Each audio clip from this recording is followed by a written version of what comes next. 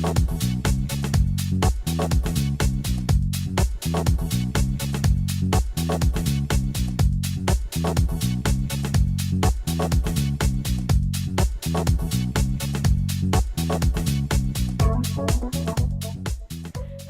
and welcome to Wired In. I'm Diana Galata with Hampton City Schools. I'm very pleased to be joined by one of our school board members, Mrs. Martha Mugler. Welcome. Thank you. Thanks for having me today. So before we talk a little bit about the board, I want to learn a little bit more about you. Where did you grow up and go to school, and tell us how you got to the career that you're in right now? Well, I grew up in Hampton and Poquoson, and went to college in the western part of the state at Radford University. I majored in communications there and have worked in a variety of jobs in the public relations communications area, as well as having done probably a decade of work as a paralegal. I'm currently working for Old Point National Bank in their business development office, and work with their regional boards and coordinating that group and anything else they ask me to do there. So you were in your third term on the school board now. Looking back, why did you originally decide to run for the school board?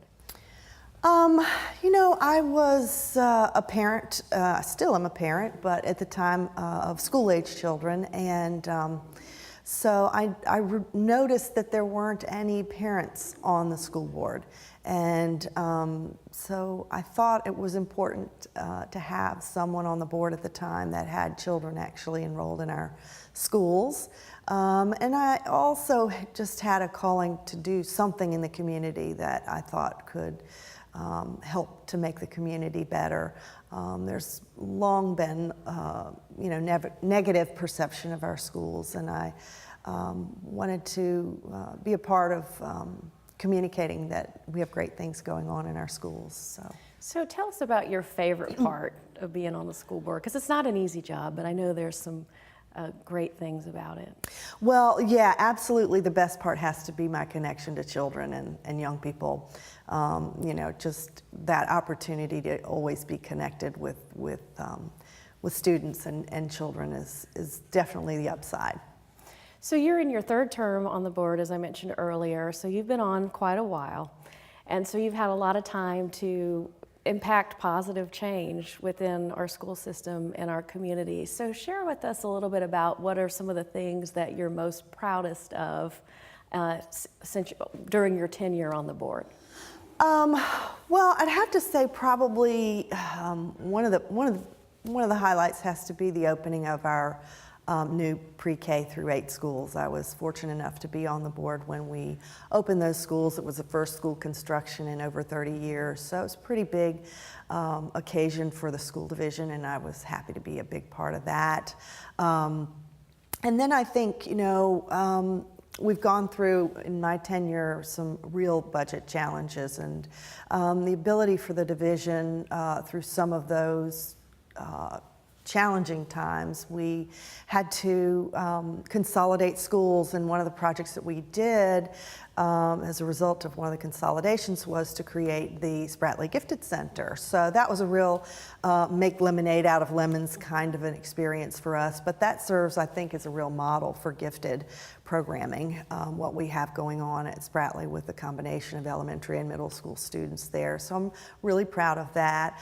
And our one-to-one initiative in Hampton, putting a computer in the hands of all of our students, I think has been, you know, an important initiative in these times, and it really puts our children on a level playing field with one another, and I'm really proud of that project. And I'd probably say now, as we're embarking on our academies of Hampton, I'm very excited about where we're going with secondary education and giving students different kinds of opportunities and exposure to careers and options that I think they might not necessarily consider without that kind of exposure. And you know, I think for a long time in our country we've looked at education and that, you know, we've geared students so much toward colleges and universities, and it's really not for every student. And I think this direction that we're going with our academies is going to have something for everyone. and allow students an opportunity to get certificates and things of that sort, as well as prepare students for higher education if they so choose to do that as well. So I'm proud of those projects. Probably those are my highlights, I'd say. And I think associated with the academies, we're in a real exciting time as we transform our high schools. And in a couple weeks, Hampton will be the first in the Commonwealth to be a Forward Next Generation Learning designated community. And we're going to have a great ceremony in a few weeks, but everyone's really excited about that. And the excitement around the academies has really been generating over the last year or so, so that's been a great thing as well. So you mentioned challenges, and every public school system, every school really has challenges. So as we move forward, what are some of the challenges that you think Hampton City Schools will face and some of the plans to overcome those? Mm-hmm. Well, I think, we continue to be challenged with academic achievement and student progress, and that's a challenge for every school division, but certainly Hampton has not been immune to that challenge. And I think it's important for us to look at what, really what are root causes for some student struggles. And once we really embrace what some of those root causes are and learn to wrap ourselves around our students and provide them with some of the additional needs that students come to us with. So I think it's important for us to, continue at that work, and that, will always and continue to be a challenge for education. So I'd say that's probably our biggest challenge.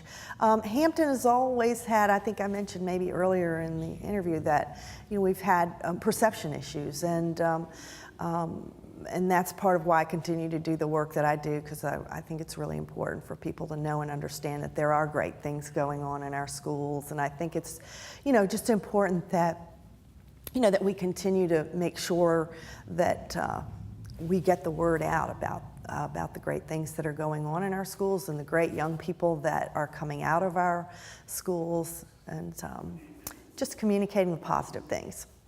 And because you brought that up, I'm going to ask you, and you talked a little bit about academies already as a real strength for us, but what are some other strengths of Hampton City Schools that you are very proud of?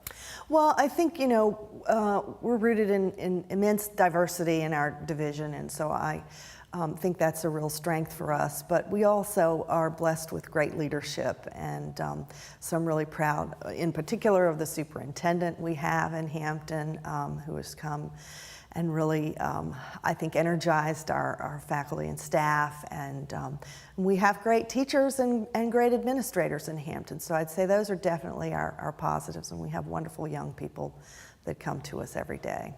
So in addition to the academies, looking forward, what are you most excited about?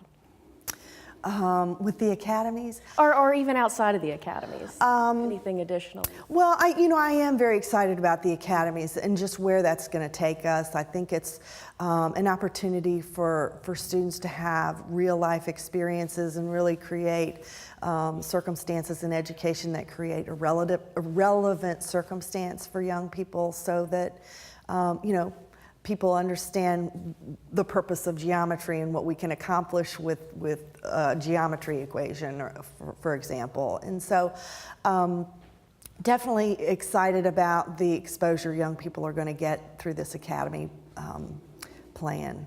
It's very exciting. I look forward to see our Law and Public Safety Academy open next year at Bethel. Yes. To see how that goes. Yes, absolutely. So before we close, is there anything else that you'd like to share about being on the school board? I don't know. This serving on the school board is challenging, but it has had great rewards. I think, the one thing that it's difficult for maybe community to perceive is that, the board works as a group, and so no one does any one thing alone. We're a group unit, and we all have to collaborate and come out with the best decisions that we can. But I think I'm fortunate enough to be serving on a board with people that are deeply concerned about putting out the best product for our young people. Definitely. Well, thanks again for being here today. We appreciate it. It's great to get to know you a little bit better. You bet. Thanks for having me. And thank you for watching Wired In. Have a great week.